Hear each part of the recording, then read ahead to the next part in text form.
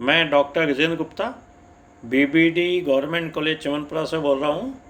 और आज का ये जो वीडियो लेक्चर है ये बीएससी पार्ट थर्ड के बच्चों के लिए है जो कि पेपर सेकंड पढ़ना चाह रहे हैं, और जिसमें न्यूक्लियर के बारे में या न्यूक्लियर से संबंधित जितनी प्रॉपर्टीज़ हैं या उसका जो बिहेवियर है उसके बारे में बताया जाएगा। तो एक बहुत ही अच्छा टॉपिक मैं आज आपको यहाँ पे बताऊँगा जिसका नाम है वैद्युत चतुर्ध्रुव आघूर्ण, और अंग्रेजी में इसको बोलते हैं अपन इलेक्ट्रिक क्वाड्रापोल मोमेंट।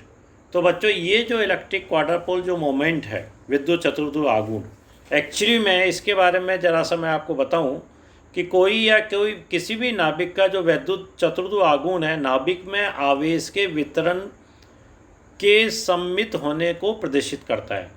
मतलब चतुर्ध्रुव आघूर्ण ये बताने की कोशिश करेगा कि नाभिक के अंदर आवेश किस तरह से वितरित होता है।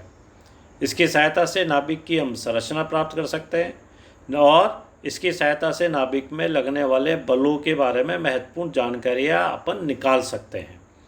तो इसलिए ये टॉपिक जो है ना नाभिक के पर्पज़ से बहुत अच्छा टॉपिक है वैद्युत चतुर्ध्रुव आघूर्ण, और अपने एग्ज़ाम में भी पूरा एक क्वेश्चन इस पर बनता है और 3 या 3.5 नंबर का क्वेश्चन इस पर बनता है और अधिकतर पूछा जाता है इस पर।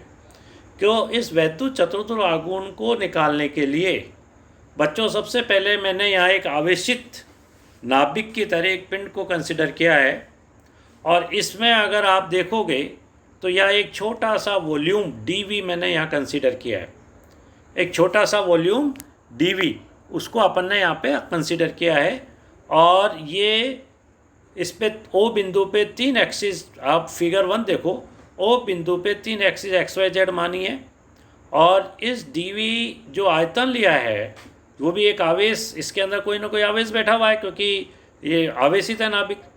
उसकी पी बिंदु से दूरी अपन ने मानी है ए, और इस ओ की बिंदु पी से दूरी मानी अपन ने कैपिटल आर, और डीवी आयतन की ओ बिंदु से दूरी स्मॉल आर मानी है अपन ने। और ये जो डॉट्स बता रहे हैं ये आवेश वितरण को यहाँ पे अपन डिफाइन कर रहे हैं यहाँ पे। और अपन ये जानते हैं कि स्मॉल आर दूरी पर स्थित अगर आयतन अल्पांश डीवी में आवेश का मान निकालें तो उस आवेश को अपन d q is equal to rho dv के द्वारा बताया जाएगा जो कि आर डिपेंडेंट है। जहाँ पे अपन व्हाट इज़ द रो के बारे में अपन कह सकते हैं ये नाभिक का आवेश घनत्व है। तो यहाँ पी बिंदु पर अगर कुल विभव का मान निकालें किसके कारण, डीवी आवेश के कारण, जो डीवी अल्पांश में जो आवेश बैठा है उसके कारण पी बिंदु पे अगर विभव का मान निकालें तो बच्चों अपन जानते हैं कि जो विभव का फार्मूला होता है उसके अनुसार अपन समीकरण 1 लिख सकते हैं कि डी फाई जिगर टू के डी वी अपॉन स्मॉल ए जो है डिस्टेंस है, के एक कॉन्स्टेंट है जिसका मान अपन को सबको पता है 9 × 10⁻⁹ के द्वारा अपन बता सकते हैं इसको। नाभिक के संपूर्ण आवेश वितरण के कारण बिंदु P पर कुल विभव का मान निकालें। ये तो था dV छोटे सा आयतन के कारण एक विभव जिसको डी फाई के द्वारा बताया गया, जो यहाँ अपन ने समीकरण 1 के द्वारा बताई गई है यहाँ पे। अगर अपन टोटल नाभिक के लिए निकालें तो टोटल नाभिक के लिए निकालने के लिए अपन क्या करेंगे बच्चों, अपन ये करेंगे ये जो समीकरण 1 है इसका इंटीग्रेशन या समाकलन कर देंगे। तो समाकलन देखो यहाँ पे किया है मैंने, इससे अपने पास जो विद्युत विभव आया है उसको अपन ने समीकरण 2 से यहाँ पे डिफाइन किया है, वैल्यू रख दी है डी फाई से समीकरण 1 से। यहाँ पे चित्र की ज्यामिति से अपन ये कह सकते हैं कि जो कैपिटल आर है वो स्मॉल आर प्लस ए के द्वारा बताया जाता है। एक तरह से अपन कहें तो भी त्रिभुज का सदिश नियम भी यहाँ लग सकता है।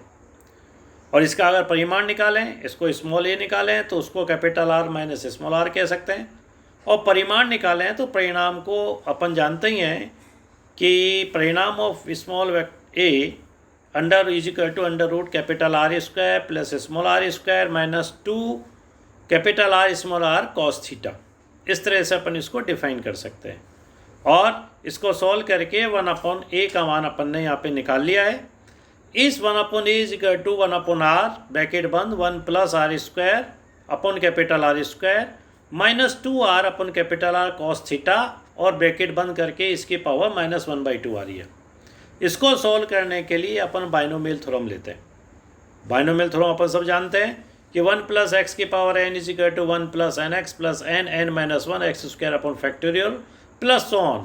आगे और भी राशियाँ, बड़ी राशियाँ अपने आ सकती है। तो इस तरह इस समीकरण को सॉल्व किया मैंने। यहाँ पे एक एक इक्वेशन बच्चों आपको सॉल्व करके बताई है। अगर आप इसको ध्यान से देखेंगे तो हर स्टेप आपको मिलेगी यहाँ पे। जो इक्वेशन कट सकती है, जो वैल्यू कट सकती है, उसको मैंने रेड पेन से काटा भी है यहाँ पे। और इस तरह 1/a का मान समीकरण 3 के द्वारा अपने को मिल जाता है। समीकरण 2 से जो मान है, समीकरण 3 से जो मान है वो समीकरण अपन 2 में रखेंगे। 1/a का मान निकाल लिया। अब 1/a का मान, ये जो मान है बच्चों, इसको अपन रखेंगे समीकरण 2 में। तो समीकरण 2 पे रख के अपन वैल्यू निकालेंगे तो फाई की जो है वैल्यू मिलेगी वो अपने को इस तरह समीकरण 4 मिल गई। अब इसके अंदर अपन ने माना कि rho phi d v equal to तो P0 या rho phi r cos theta d v equal to P1 और P2। तो इस तरह अपन ने 3 राशि मानी और इनको अपन ने समीकरण 4 में रखा। मतलब समझो समीकरण 5 में अजम्पशन किए गए हैं वो समीकरण 4 में अप्लाई कर दिए। इससे अपने पास इक्वेशन आ गई समीकरण 6, फाई इजिकल टू के P0 अपॉन आर प्लस के P1 upon are square plus के P2 upon r cube plus so on. इस तरह से अपन आगे चलते जाएंगे और ये एक विभव की इक्वेशन आ गई। यूनिवर्सिटी के एग्ज़ाम में यहाँ तक भी इसको पूछा जाता है, सिद्ध करने के लिए पूछा जाता है। समीकरण 6 से हम ये कह सकते हैं बच्चों कि जो एकल ध्रुव है P0 उसका मान तो rho r d v equal to q, जो कि नाभिक के कुल आवेश को बताता है। जो द्विध्रुव आघूर्ण है का जो जेड घटक है P1 वाले, उसको द्विध्रुव आघूर्ण जेड घटक कहते हैं। इसको रो आर जेड डी वी। और जो फिगर है पहला फिगर, उससे अपन ये भी कह सकते हैं कि z is equal to r cos theta. आप देखो डायग्राम को तो उससे निकल जाता है कि cos theta equal to z upon r मानोगे आप, तो उस केस से z is equal to r cos theta आ जाएगा अपने पास। और इससे चतुर्ध्रुव आघूर्ण का जो जेड घटक है जिसको अपन ने P2 क्या है वो अपन समीकरण 7 के द्वारा बता सकते हैं। तो ये जो समीकरण 7 है ये चतुर्ध्रुव आघूर्ण कहलाता है। कई किताबों के अंदर फैक्टर 1/2 को नहीं भी लिया गया है तो उसको डायरेक्ट एज ए कांस्टेंट मान लिया गया है, वो भी सही है। तो ये जो समीकरण 7 है, अब इस समीकरण 7 से अपन ये देखना चाहेंगे कि जो नाभिक बना है उसका स्ट्रक्चर क्या है, किस किस कंडीशंस में उस नाभिक का स्ट्रक्चर कैसे अपने को मिल सकता है। सबसे पहले अगर अपन ये मान के चलें कि कोई ऐसा नाभिक है जिसका कि चतुर्ध्रुव आघूर्ण का मान 0 है, माना तो Q इजिकल टू 0 माना, तो समीकरण 7 से अपने पास क्या इक्वेशन आ जाएगी, 3z square is equal to r square. और r चूंकि एक्स वाई जेड पर निर्भर है इसलिए आर स्क्वायर का मान x square plus y square plus z square से अपन बता सकते हैं। तो ये इसका मान 3z स्क्वायर तभी आएगा जब एक्स वाई और जेड आपस में बराबर होंगे। इसका मतलब ये हुआ कि जो नाभिक फैला हुआ है वो जितना एक्स में उतना वाई में उतना जेड में। तो इससे अपन ये कह सकते हैं कि इसका आवेश वितरण इस अवस्था के अंदर नाभिक का बिल्कुल समान रूप से वितरित है और वो एक पूरी तरह से गोल नाभिक है। गोल ये कह सकते हैं इस केस को अपन।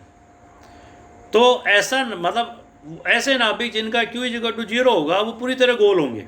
ये अपन इनकी मैथमेटिकल कैलकुलेशन से ये निष्कर्ष निकाल के बता सकते हैं। दूसरा केस अगर माना कि ये जो क्वाड्रर पोल मोमेंट है, मतलब चतुर्भुज जो आघूर्ण है, माना कि इसका मान पॉजिटिव आता है। कितना आता है मैथमेटिकली वो एक अलग बात है, अपन ये मानते हैं इसका मान पॉजिटिव आता है। तो समीकरण 7 को आप देखो कि पॉजिटिव वैल्यू कब मिलेगी, जब जो ब्रैकेट के अंदर राशि बैठी है 3z square minus are square, इसके अंदर अपन ये कहें कि जो 3z स्क्वायर है वो ग्रेटर देन आर स्क्वायर हो, तभी तो पॉजिटिव मिलेगा। कम हो जाएगा तो नेगेटिव में चला जाएगा। तो यहाँ सेकेंड केस में अगर अपन ये एजम्पशन करते हैं भी 3z square is greater than r square होगा तो ही पॉजिटिव मिलेगा। तो इसका मतलब 3z square x square plus y square z square से बड़ा होगा, या अपन ये कह सकते हैं भी जेड या तो एक्स से बड़ा होगा या जेड जो है वाई से बड़ा होगा। इस केस के अंदर दोनों ही कंडीशन में देखें तो जो फिगर तीसरा है वो इस तरह की कंडीशन वाले नाभिकों के लिए, मतलब वह जेड दिशा के अंदर नाभिक चपटा हो जाएगा। और जो फिगर 2 है वो इस तरह से अपने को, फिगर जो थर्ड है वो इसका मिलेगा। फिगर 2 पहले वाले का केस है। केस थर्ड के अंदर उल्टा देखें कि 3z स्क्वायर का मान आर स्क्वायर से कम हो तो नेगेटिव आएगा क्यों। अगर क्यू ऋणात्मक है क्वाड्रर पोल मोमेंट, तो उस केस के अंदर यही परिस्थिति वापस बदल जाएगी तो जेड अक्ष के सापेक्ष जब चपटा था तो जेड अक्ष के सापेक्ष पिचका हुआ दिखेगा, जिसको समीकरण नीचे वाले चित्र 4 के अंदर अपन ने यहाँ डिफाइन किया गया है कि एक्स वाई जेड में बताया गया, चिपकता हुआ थोड़ा है ना, जेड के अक्ष पे कंप्रेस होता हुआ दिखेगा। तो इस तरह से क्वार्टर पर मोमेंट क्या होता है, इसको कैसे निकाल सकते हैं, इसके कितने केस हो सकते हैं, और इसकी वैल्यू से अपन क्या अंदाज़ा लगा सकते हैं कि नाभिक की जो नेचर है वो किस तरह से होगी। ये सारी चीज़ अपन मैथमेटिक्स कर सकते हैं। ये बहुत ही अच्छा टॉपिक है और मैं चाहूँगा आप इसको अच्छी तरह समझें और इसको अच्छी तरह याद करें।